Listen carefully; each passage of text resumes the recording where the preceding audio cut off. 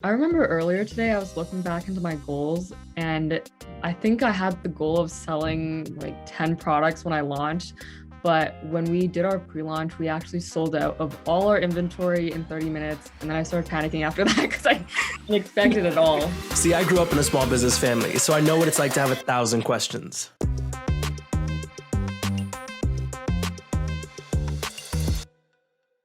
Welcome to Building Momentum, an interview series by EntreKey, where we're trying to make business knowledge a little more accessible for small business owners and entrepreneurs. In this series, I interview trailblazers, dreamers, and risk takers who are working on fascinating and amazing ideas and try to get a chance to actually understand, well, what is that raw formula? Our goal is to get a raw take of their journey so far and figure out if there are actionable pieces of advice that you can use in your businesses as well. Make sure to hit the subscribe button if you're interested in content like this. In this episode, I got a chance to interview YinQi, who's the founder of KOStudio, a women-centric boxing brand that's looking to empower women in a male-dominated field. Turns out that when it comes to women's boxing equipment, there isn't a lot of selection, especially in North America. YinQi, who's currently studying fashion at the Parsons School of Design and is a serial entrepreneur, decided that she's gonna tackle this issue all during the COVID lockdown period, and she's doing pretty good. In a matter of months, she's built out an entire team, developed the brand, works with overseas manufacturers. They sold out within their first 30 minutes. Oh, and at the time of this filming, they have close to about 100,000 subscribers on TikTok. Yeah, I know, it's not a lot.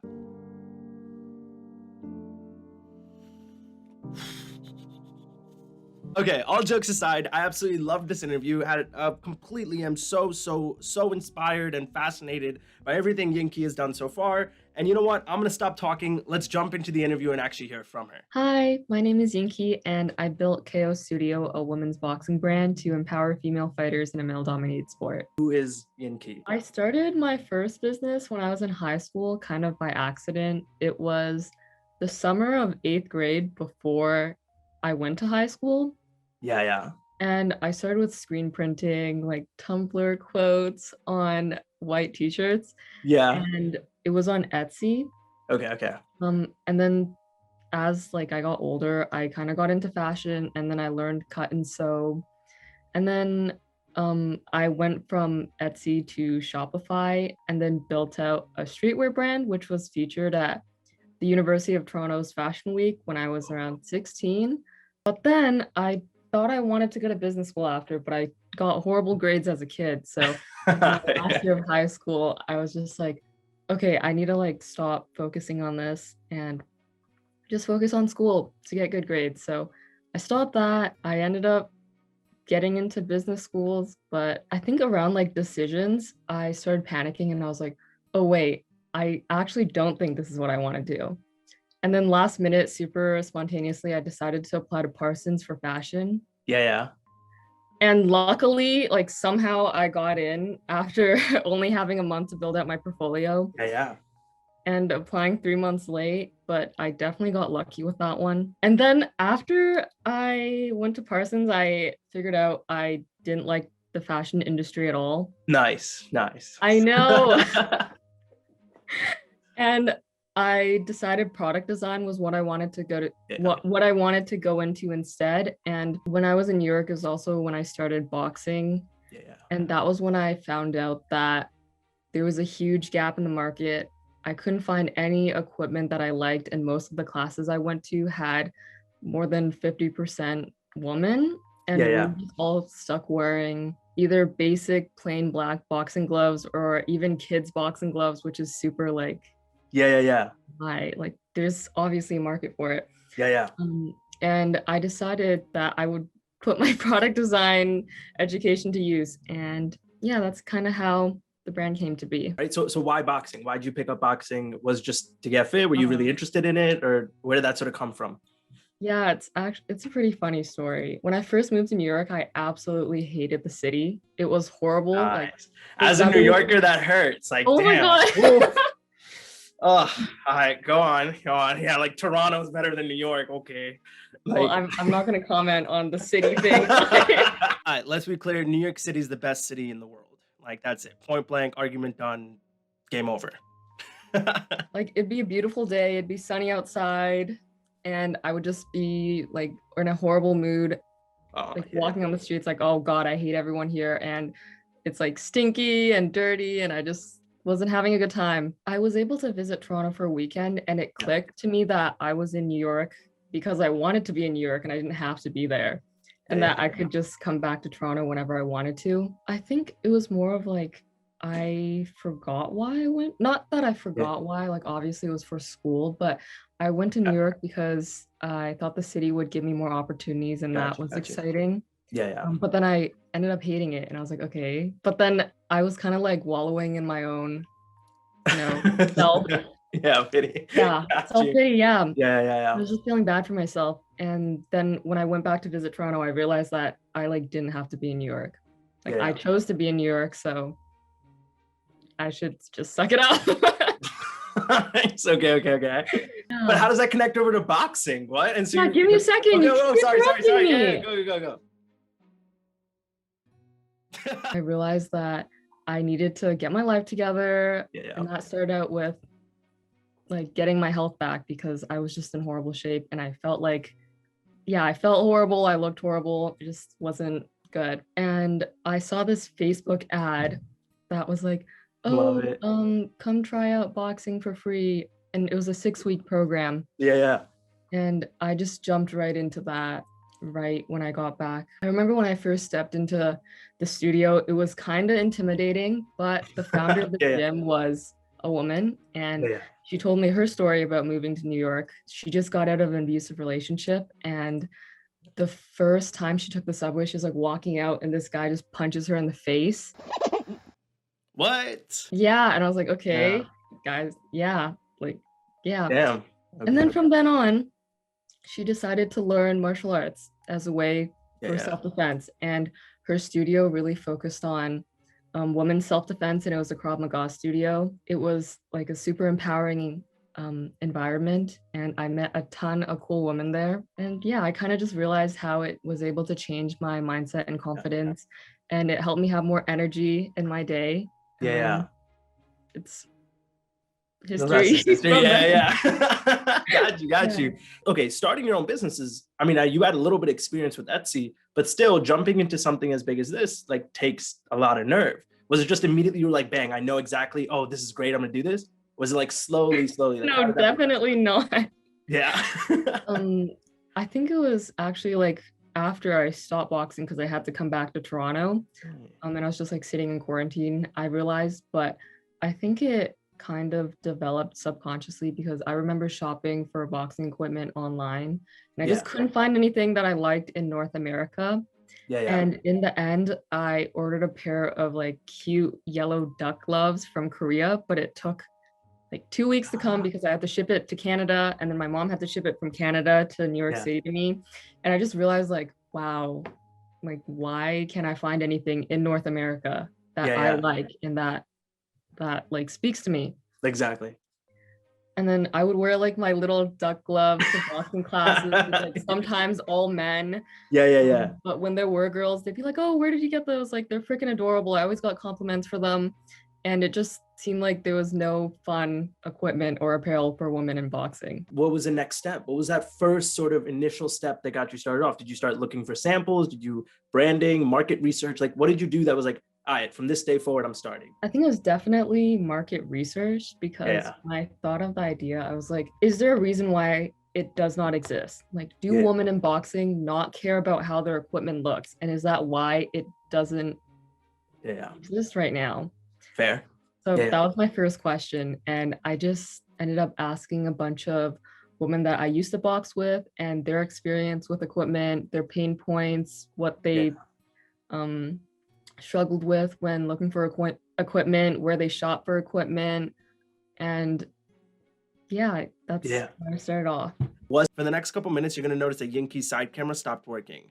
We had to substitute in some footage from our video conference, which wasn't the best, right? But trust me, it gets better in a little while. Thanks for bearing with us. Was it awkward? Like, how did you approach these conversations? Did you go with, hey, I'm thinking about starting this brand. What are your pain points? Or was it a lot more sort of nuanced, like just having conversations of like, oh, like, do you guys know where I can find some gloves like this? Like, what was that conversation like? It wasn't awkward, the conversation, but I think reaching out, I definitely had to push myself to do Yeah. it. And I remember like whenever I DM people, I get super nervous. So I just like press send and then I'll close my phone and like throw it across the room and just wait. But no, I was pretty straight up with my questions. I was just like, yeah, could I ask you a few questions? Yeah. And then after they agreed, I sent them a list. So I know you're working with manufacturers overseas. You've tried different samples, but you're not also doing just boxing gloves. You're also doing shorts and like other apparel as well, right? So can you talk us a little through what was that experience like of getting samples? Oh, and also why not do drop shipping or some of these other ways where you don't actually have to handle any of the merchandise? What was that process like of finding manufacturers and going down that route? I started out with boxing gloves, and that was definitely my main focus. And it's also the product that took the longest to develop. And I think it's because, well, it's equipment rather than apparel. And also I have experience in apparel, so it's a lot easier to navigate. When I first started, I spoke to like over 80 manufacturers at one point, and I kept a database and kept track of their minimum order quantities, product, the lead times, sample price if there was a sample, prices, and shipping to Canada. So I kept track of all of that information, and then I was able to narrow down my list to around 5 and sent them my designs and stuff. But one thing I do regret doing, like I like always speak about this in my videos, but start out with more than one manufacturer, because I ordered one sample. And I should have just like ordered samples from multiple manufacturers. That's what I do now, but it takes way more time, especially when you're trying to find that one manufacturer to start out with. It's easier to just like compare quality and companies that way. Completely fair. What was the sort of standard time that you saw it taking to get like a sample over to you? I'd say it's normally like 2-week production time and then around a week shipping. But for samples and then like touching up the samples, editing, getting new samples, and finally having a product, I'd say the lead time's normally around 3 months to 3 months? What? No, listen, it's even slower with COVID, especially if you're not careful of holidays and stuff. That's wild. So what? Okay, two questions. I'm surprised by how short it is, or by how long it I'm surprised by how long. Well, okay, so I always assumed that it was going to be long, right? So I looked at Alibaba and all that other stuff for a while, right? Doing overseas shipping and stuff. And obviously you see like weeks and stuff, right? But when I'm thinking 3 months, I'm just imagining like, so what were you, well, okay, wait, I'm going to backtrack for a second. One, when you said that you sent them your designs and stuff, right? More superficial of like, okay, I want color, like this is the color, the design I want, or was it more like, hey, here are the specifications, exactly like what size I want? Like how'd you navigate that? And did you rely a lot on the stuff you'd done, like learn at Parsons, or was it more stuff that you picked up as you went on? No, I was super specific with everything, color codes, measurements. It really depends what product you're trying to manufacture. I think apparel took me a month. I only sampled once, got that done super quick, but then the gloves, it just took forever. Like, it was such a headache. I would send a mock-up and it'd be like a prototype and a tech pack along with the mock-up. So it's kind of like the manufacturer gets, I guess, a visual of how the product is supposed to look. And then all the measurements, color codes, your logo, and flats that they need to have everything manufactured. And it's super important because normally the agent you speak to isn't the one actually sorting out the manufacturing. They're just an agent. They're just the middleman. And you definitely need that for the people actually producing the product. I didn't learn any of the tech packs or mock-up stuff from Parsons. They kind of just taught the basics of Photoshop and Illustrator. And by learning those basics, I was able to come up with the mock-ups and tech packs. But I'd say you can learn the basics anywhere. And I even used to post videos about it myself. Others. I use Illustrator for tech packs and flats, and I use Photoshop for creating mock-ups, but there's also 3D modeling softwares if you're trying to create your own product and it's not like apparel or anything. How'd you sort of make sure you weren't ever getting scammed? Or so I started off finding my manufacturers on Alibaba, and on there you can view all the certifications, and there's sometimes reviews, and I think there's like, they also list response time, which is super helpful.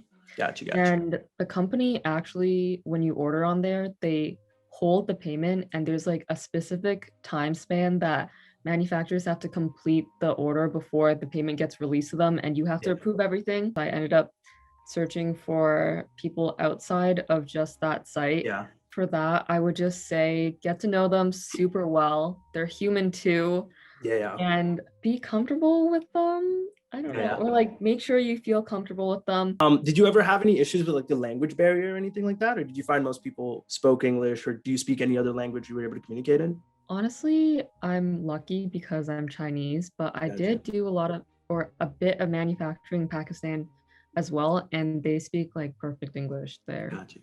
So Okay, that so you was didn't have fine. much issues with that. Yeah. Yeah. And also for large orders, they have you sign contracts that protect the buyer and the seller and Gotcha. make sure that everything is done in a timely manner. So that's good. Sign contracts. Also, make sure you don't pay everything up front. Just have a deposit. And if they don't allow deposit, that's probably a red flag. Did you ever get scared at any point? I mean, you're talking about overseas contracts. You're talking about like opening this like Mhm. a brand in like this niche that hasn't been expanded. Like it seems like everything was happening pretty quickly. I know, was it just, hey, let's go with it, I'm excited, or did you ever have any doubts along the way? I'd say I'm like not that uptight about things. Like I just hope they work out for the best. Hey, positive optimism, of course. I mean, it's a good thing and a bad thing, but no, I haven't thought about that.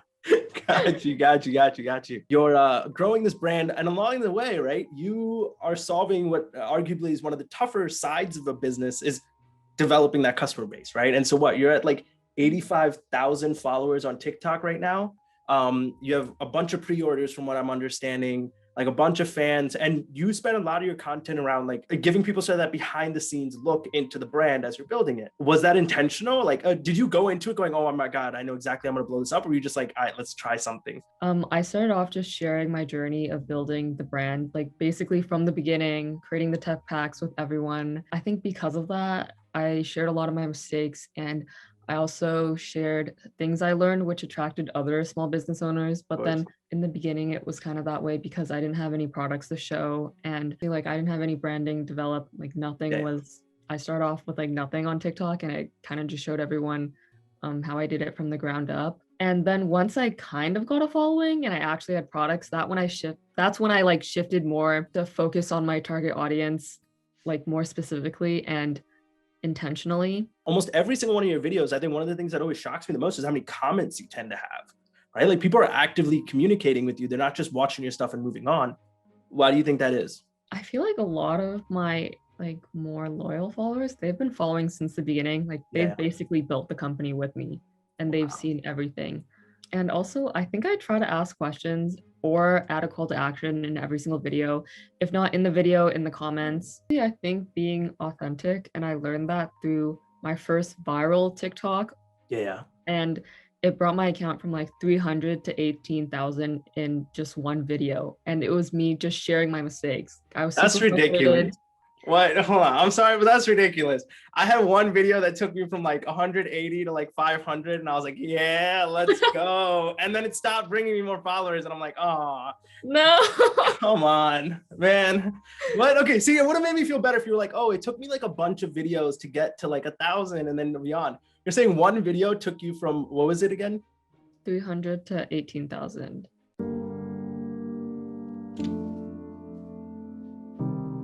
Come on.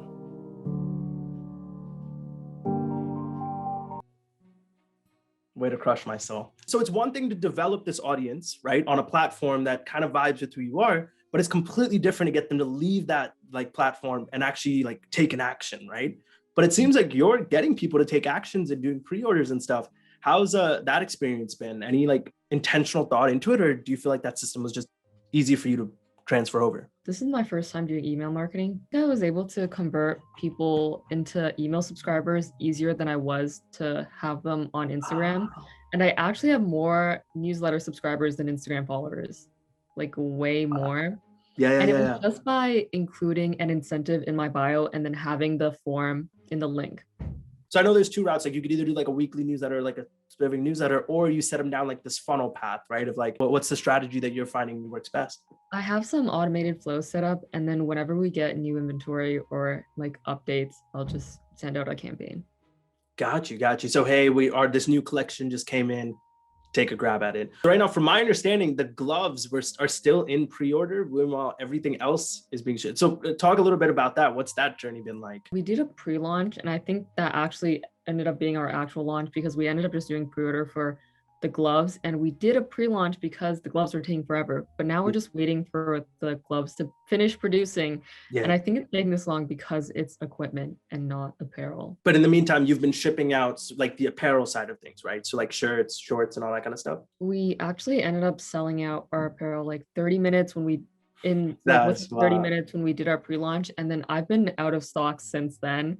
Love And things it. are finally coming in this week, so we're finally getting back to Yeah. having something to sell.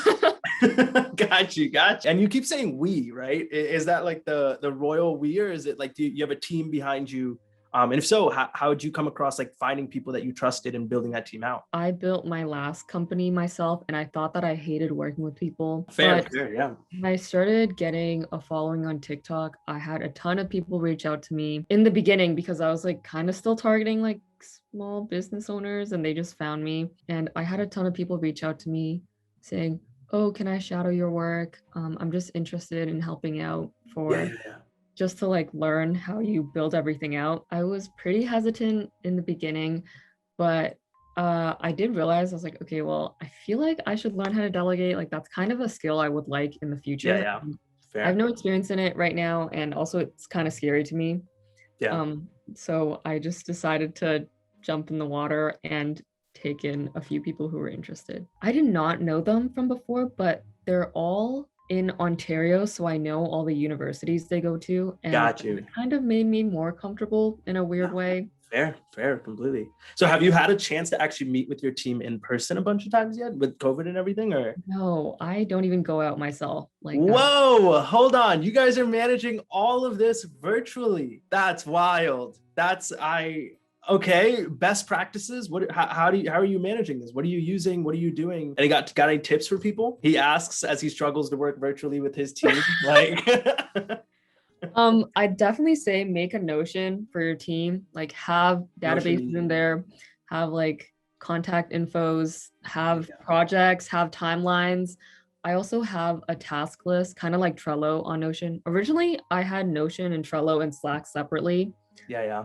But then I decided to just integrate Trello into Notion, so now it's all in one workplace. Consistency, and I was able to do that through just weekly team meetings every week at the same time. People know what to expect. What you're doing is already so impressive, but the fact that you're doing it all virtually and like during a time like this, I think like you're blowing my mind. I'm so excited I'm getting a chance to talk to you about this. Speaking of which, so you're taking this, I mean, it's one thing to create a following, it's another thing to then create like all these products, get everything together, but then a completely different thing that you also have like outward marketing happening right now, right? So for example, you had Silvana Kicks, right? Create an ad or like market the products a little bit, show them in action, and also give it a little bit of credibility that she brings to anything that she picks up with boxing. How did that come about? How are you feeling about people actually, for the first time now, actually getting to like interact with the gloves? Yeah, I actually wanted to get into influencer marketing earlier, but we were only able to send out 2 PR packages before we ran out of stock. She was the first person that reached out to me. I wasn't even expecting anything from her. Like I just wanted to send her products to try out. She totally like blew my The video is expectations so out of the cool. water. I like had no expectations. I was just like, oh yeah, like whatever. And then she like comes back with this like badass video, and I was like, what the hell is happening? No, but she was amazing.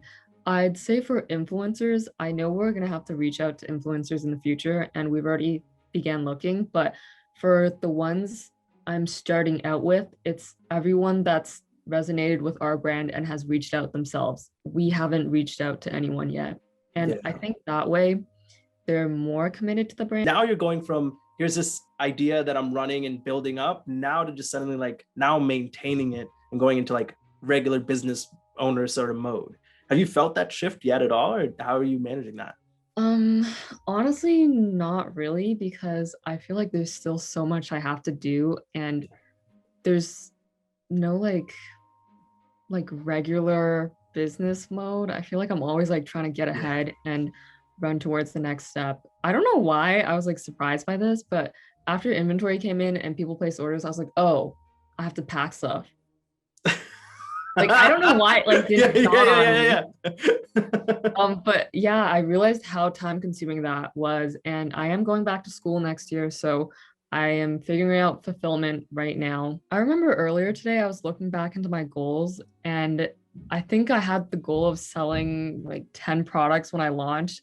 But when we did our pre launch, we actually sold out of all our inventory in 30 minutes. And then I started panicking after that because I didn't expect it at all. So obviously boxing, as far as boxing apparel goes, and also just the way that boxing is often, I guess, portrayed or advertised, it comes across as a very masculine sport, right? Like built for man, this is all the stuff that we have. And you said it yourself, like it was almost impossible to find women-centric equipment.